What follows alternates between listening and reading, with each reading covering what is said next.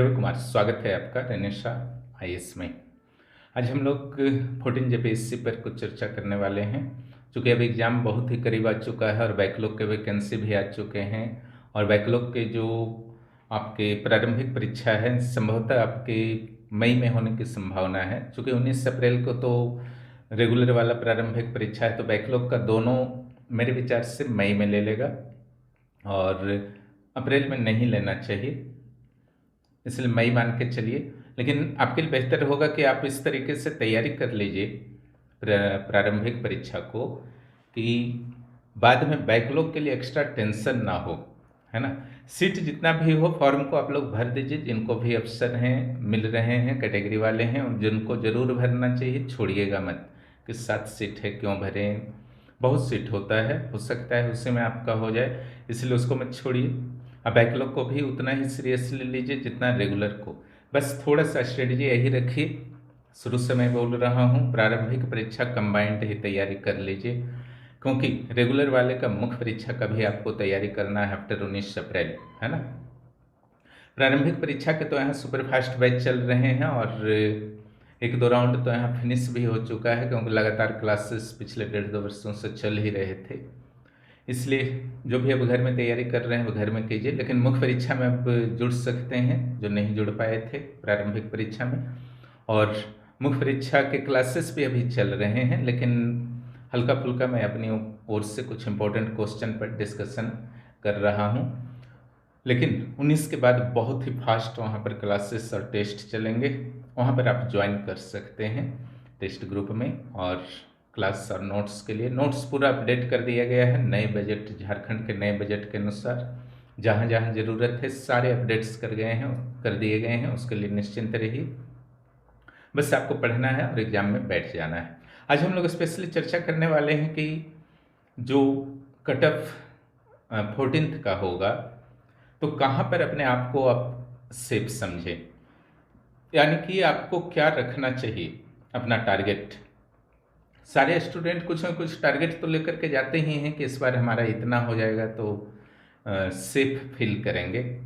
कोई तो ऐसा पॉइंट्स होता है जहाँ पर आप खुद को सेफ फील करते हैं, है ना। आपको पता है कि कंपटीशन बहुत ज़्यादा बढ़ चुका है आजकल, और जहाँ आपका माइंड डाइवर्ट होता है वहाँ पर आपके प्रीलिम्स रिजल्ट खतरे में पड़ जाते हैं, भले ही पहले आपका प्रीलिम्स निकल चुका है। कई बार ऐसा भी होता है कि आप प्रीलिम्स में बार बार फंस रहे हैं किसी न किसी कारण से, तो हर चीज़ को आपको मैनेज करना होगा। एग्ज़ाम हॉल में आप जितना भी पहले पढ़े हैं सब बेकार हो जाता है अगर एग्ज़ाम हॉल में आप किसी भी रूप में डिस्टर्ब हो गए। एग्ज़ाम हॉल के अंदर डिस्टर्ब नहीं होना है। 19 तारीख को जब भी आप एग्ज़ाम हॉल में प्रवेश करें, एग्ज़ाम हॉल से बाहर आपको किसी भी प्रकार का वाद विवाद किसी के साथ नहीं करना है। वाद विवाद तो दूर की बात, अनावश्यक बातचीत भी नहीं कीजिए। एग्ज़ाम देने के बाद बातचीत कीजिए, कोई दिक्कत नहीं है। एग्ज़ाम से पहले थोड़ी सी सावधानी रखें। सेंटर से बाहर, सेंटर के अंदर भी अनावश्यक बातचीत आस पड़ोस से करने की ज़रूरत नहीं है, क्योंकि इसकी संभावना कम है कि आपके कोई परिचित साइड में बैठ जाएंगे जिनके पढ़ाई के स्टेटस को आप समझते हैं। इसलिए अगर आपको नहीं पता है, वो अगर कुछ बता दिए आप उसको सही मान करके उत्तर दे दिए, तो उसकी क्या गारंटी है कि उन्होंने आपको सही बताया। तो इन चीज़ों से आपको बचना है। जो आप जानते हैं आपके विचार से जो बेहतर आंसर है, सारे क्वेश्चन को अटेम्प्ट करना है, और जो बेहतर आंसर आपको लगता है उसको उत्तर दीजिए। पड़ोसी वाले के बोलने से नहीं दीजिए, न ही आप उनको सलाह दीजिए कि इस उत्तर को कर लो, क्योंकि हो सकता है कि इन्हीं परिस्थितियों में इन्विजिलेटर कुछ उस टाइप का व्यक्ति हो जिसको ये सब बुरा लग जाए, है ना। तो आपका करियर जो है वो अफेक्टेड हो सकता है, इसका ध्यान रखिएगा, है ना। इन चीज़ों में आपको नहीं पड़ना है, अपने ऊपर भरोसा रखिए। भाई द वे आपकी तैयारी नहीं है, अगली बार होगा, आप लगातार लगे रहेंगे। इस बार टेस्ट के रूप में अपने आप को लीजिए कि कितना स्कोर होता है, हम देखते हैं, ठीक है। जितना आप पढ़ करके गए हैं उसमें बेहतर करना है, कट ऑफ के करीब पहुंचने का प्रयास करना है। और अगर आपकी अच्छी तैयारी है तो फिर किसी का हेल्प लेना, बातचीत करना, ये सब गलत माना जाता है। जो भी जेपीएससी के इंस्ट्रक्शंस हैं मेरे विचार से उसको आपको फॉलो करना चाहिए। जहाँ तक कट ऑफ की बात है तो कट ऑफ में घबराहट वाली कोई बात नहीं है कि सीट्स कम हैं तो बहुत ज़्यादा कट ऑफ हो जाएगा, है ना। हालांकि क्वेश्चन के नेचर पर डिपेंड करता है, लेकिन फिर भी जैसे आपका बैकलॉग में 10 सीट थे तो कट ऑफ 127 गया था। 64 सीट थे आपके CDPO में, तो 133 या 32 के आसपास आपके कट ऑफ रहे थे। ऐसा थोड़ी है कि आपका 140 का पार कर गया, ठीक है। 70% स्कोर जो है हमेशा से सेफ होता है, चाहे नेगेटिव मार्किंग हो या ना हो। बिहार की ही सिचुएशन देखिए, अगर आपका पहले देखा जाए बिफोर नेगेटिव मार्किंग, है ना, नेगेटिव मार्किंग से पहले आपका 67वां में 113 चला गया था, जो हाईएस्ट कट ऑफ आज तक का आपका है बिहार का, ठीक है। 113 चला गया था। 66वां में 108 चला गया था, ठीक है। तो उस समय नेगेटिव मार्किंग नहीं हुआ करते थे। तो इस सब जो आपका कट ऑफ है ये आपका वास्तव में 70% से ऊपर है ना, क्योंकि वहाँ 150 मार्क्स के होते हैं, तो 70% आपका कितना होता है 105। तो 108 चला गया, 113 चला गया, ठीक है। तो इसमें भी बहुत सारे रीजन थे। 66वां और 67वां में मैथ रीजनिंग जो वहाँ पर होता है वह भी कट ऑफ को बढ़ाता है, ध्यान रखिएगा, है ना। वहाँ कट ऑफ ज़्यादा रहने का कारण क्या था विदाउट नेगेटिव मार्किंग, क्योंकि मैथ रीजनिंग था, क्लियर, जिसमें जनरली बहुत सारे और सिंपल किस्म के मैथ रीजनिंग थोड़ा सा दिए जाते हैं सिविल सेवा में। वो आपका बैंकिंग और SSC वाला उसमें नहीं रहता है। तो 66वां में 108 और 67वां में 113, लेकिन नेगेटिव मार्किंग होती है तो 97, 90 से नीचे भी चला गया कट ऑफ, है ना। तो क्वेश्चन का नेचर, मान लीजिए कि आपका नेगेटिव मार्किंग रहता है तो भी आपका 10% एक्स्ट्रा भागता है, उससे ज़्यादा विशेष लाभ होने वाला तो है नहीं। क्योंकि नेगेटिव मार्किंग अगर नहीं भी है तो आप गलत, तो वहाँ पर 3 ऑप्शन है ना, एक ऑप्शन ही सही है, उसके लिए आपको मार्क्स तो ऐसे भी नहीं मिल रहे हैं, है ना। अगर आप सही बनाएंगे तब ना मार्क्स मिलेगा। हाँ, अंदाजी में ये कहा जाता है कि जैसे आप अटेम्प्ट सारा ले रहे हैं, सारे 100 क्वेश्चन, नेगेटिव मार्किंग में आप अटेम्प्ट नहीं लेते, यहाँ बस अटेम्प्ट आप ले रहे हैं।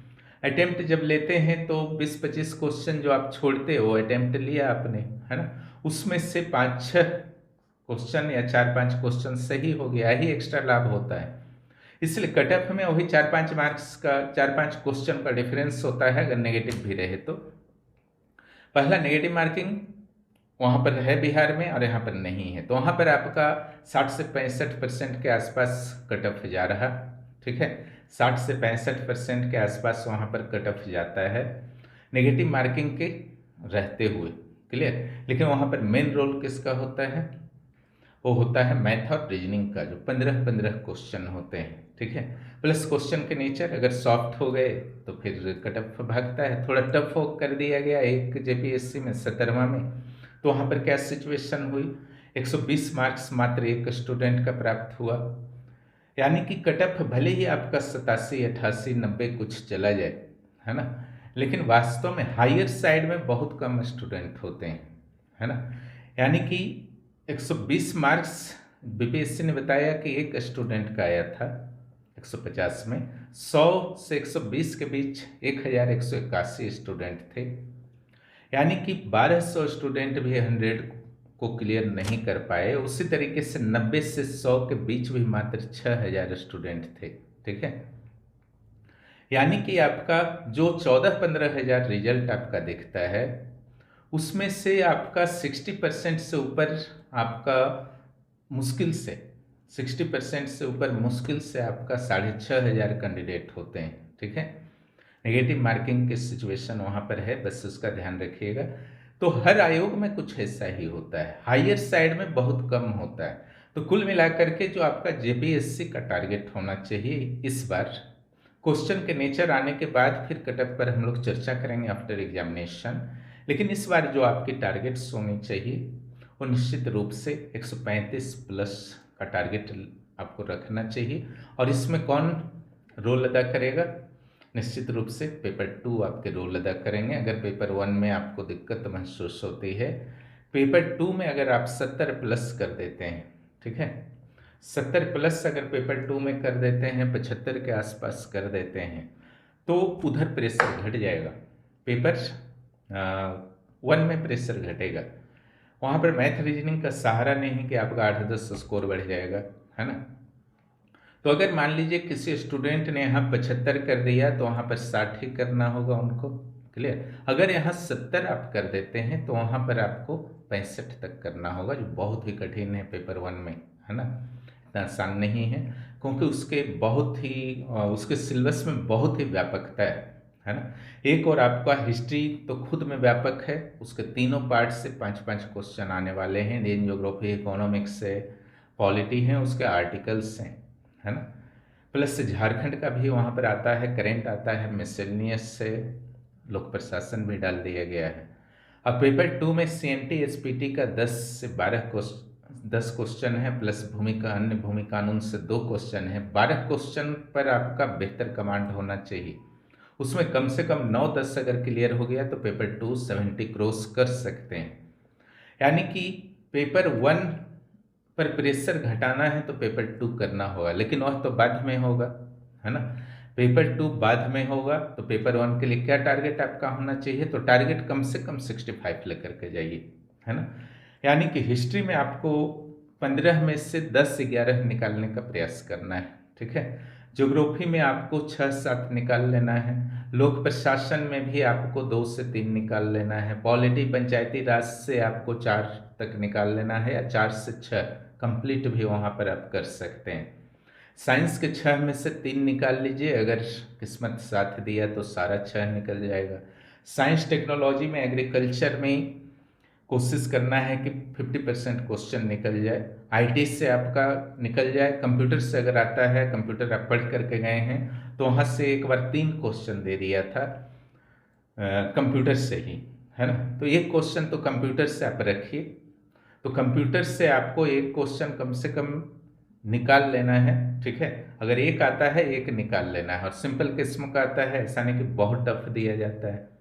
इकोनॉमिक्स में 50% का टारगेट करना है ना। इकोनॉमिक्स में जो भी दिया हुआ है डाटा वाटा वगैरह, आपका बजट उजट पर कमांड है, ठीक है। कंप्लीट मैं नहीं बोल रहा हूँ, कमांड, क्लियर। यानी कि बजट को आप समझते हैं तो उसके क्वेश्चन बन जाएंगे, क्लियर।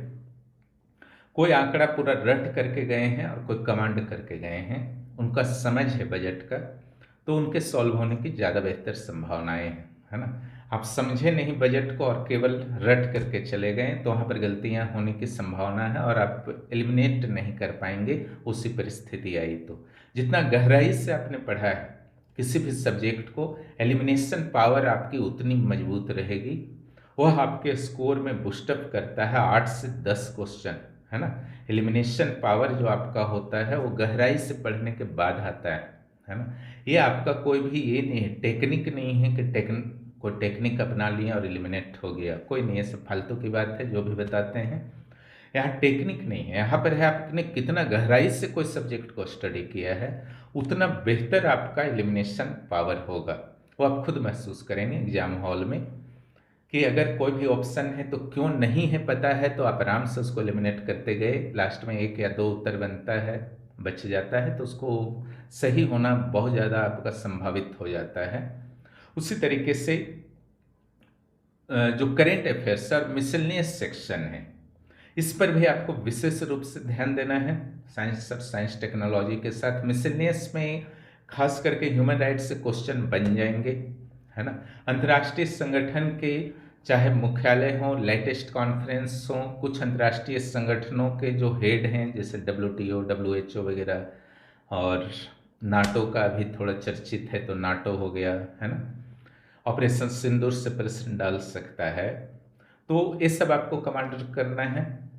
और इसके अलावा जो स्पोर्ट्स है और अवार्ड्स है, इसके current affairs plus traditional knowledge, Oscar का, नोबेल का अगर आपका, या भारत रत्न का, तो इस सब का ट्रेडिशनल नॉलेज नहीं आपको है कि भारत का पहला व्यक्ति कौन था जिसे भारत रत्न मिला, ज्ञानपीठ मिला, तो ये सब नॉलेज तो होना चाहिए ना।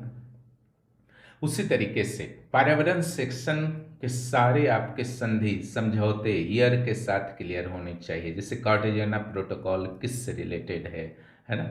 तो ये सब अगर आपका क्लियर है, करेंट अफेयर्स से एवरेज नॉलेज आपका है, झारखंड का भी, नेशनल इंटरनेशनल भी, जिसमें फोकस आपको रहना है स्पोर्ट्स एंड अवार्ड्स पर, तो करेंट अफेयर्स में आप कुछ रिलीफ एग्जाम हॉल के अंदर महसूस करेंगे।